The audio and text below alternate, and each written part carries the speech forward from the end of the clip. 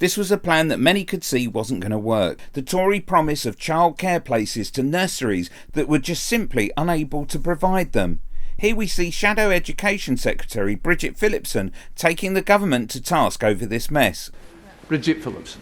Thank you, Mr. Speaker, and thank you for granting this urgent question.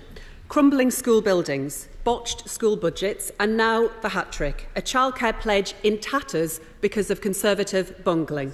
And it's not ministers opposite, but families across this country paying the price for Tory incompetence. And how do we get here? A litany of failures, a pledge without a plan, a department without a grip, led by ministers without a clue.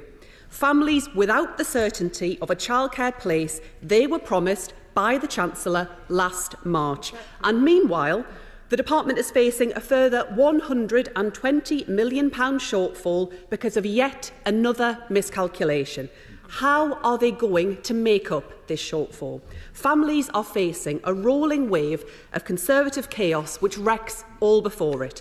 Providers an utter fiasco, where their income after April is still a state secret.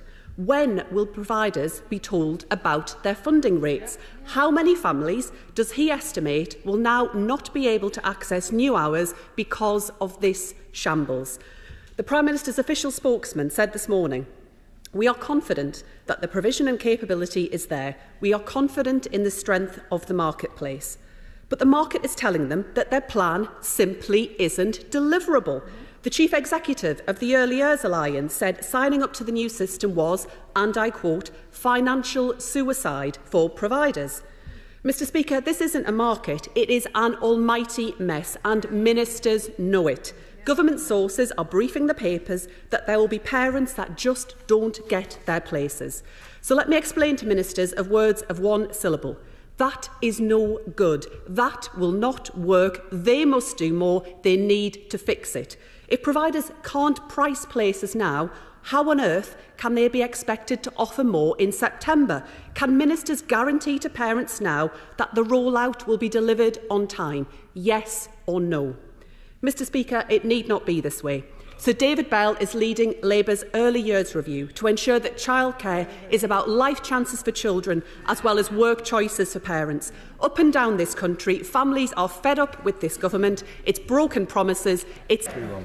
Thank you, Mr. Speaker. I'll try to pick up the questions from the bluster there. On the £120 million. This is a specific issue that affects September 24 onwards, where we allocated to local authorities 22 weeks of funding because that is the period from September to March. Some then said, in fact, they pay 26 weeks to their providers. So we got that money in order that they can provide those 26 weeks of funding where that is what they do. On funding rates, for 3 and 4-year-olds, we actually announced these in April last year, and for 2-year-olds in November. And given that local authorities have to pass through 95% of the money that we give them, providers do have a pretty good idea of what they'll get. However, it is the case that while the vast majority of local authorities will confirm their rates in the coming weeks, there are... Click here to hear about Tory MP Chris Philp's plan to make people on benefits work for them.